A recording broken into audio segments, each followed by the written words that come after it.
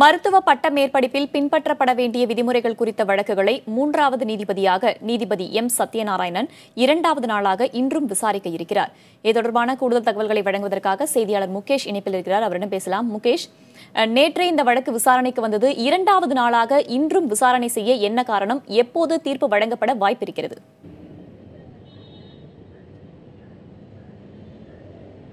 வேதவெளி இந்த வழக்கை பார்த்தீங்கன்னா எம்சி விதிமுறைகளை பின்பற்ற வேண்டுமா, தமிழக அரசு விதிகளை பின்பற்ற வேண்டுமா என்பது தொடர்பான வழக்கு மூன்றாவது நீதிபதி விசாரிக்க வேண்டும் என்று நேற்று முன்தினம் இரண்டு நீதிபதி கொண்ட அமர்வு பரிந்துரைத்தது. அதன் அடிப்படையில் நீதிபதி எம் சத்யநாராயணன் நேற்று இந்த வழக்கை முழுவதுமாக விசாரித்தார்.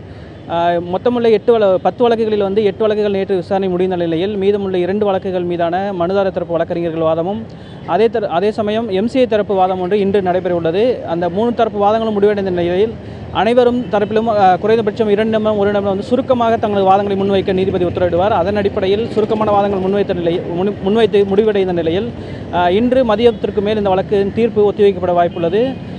2 வாய்ப்புகள் தீர்ப்பு வழங்குவதற்காக உள்ளது. ஒன்று விசாரணை அனைத்து முடிவடைந்த நிலையில் உடனடியாக நீதிமன்ற அறையிலேயே தீர்ப்பு வழங்குவதற்கான வாய்ப்புகள் அதிகமாக உள்ளது. இன்னொரு முறை பார்த்தீங்கன்னாக்க விசாரணை முடித்த நீதிபதி தீர்ப்பை ஒத்திவைப்பாக தெரிவித்துவிட்டு இன்று மாலை 1 மணி நேரம் 2 மணி நேரம் அவகாசம் எடுத்துக்கொண்டு விரிவான தீர்ப்பாக எழுதிவிட்டு நீதிமன்றத்தில் மீண்டும் அறிவிக்க வாய்ப்புள்ளது. அல்லது நாளை அல்லது திங்கட்கிழமை இந்த தீர்ப்பை வழங்குவதற்கான வாய்ப்புகள் அதிகமாக உள்ளது. அதே சமயம் மே 7ஆம் தேதிக்குள் இந்த வழக்கில் முழுமையாக முடித்துவிட்டு தேர்விற்காக மாணவர்களை தயார்படுத்த வேண்டும் என்பதால் மே 7ஆம் தேதிக்குள், அதாவது திங்கட்கிழமைக்குள் இந்த தீர்ப்பை முடிக்க வேண்டும் என்ற ஒரு கட்டாயம் இருக்கிறது.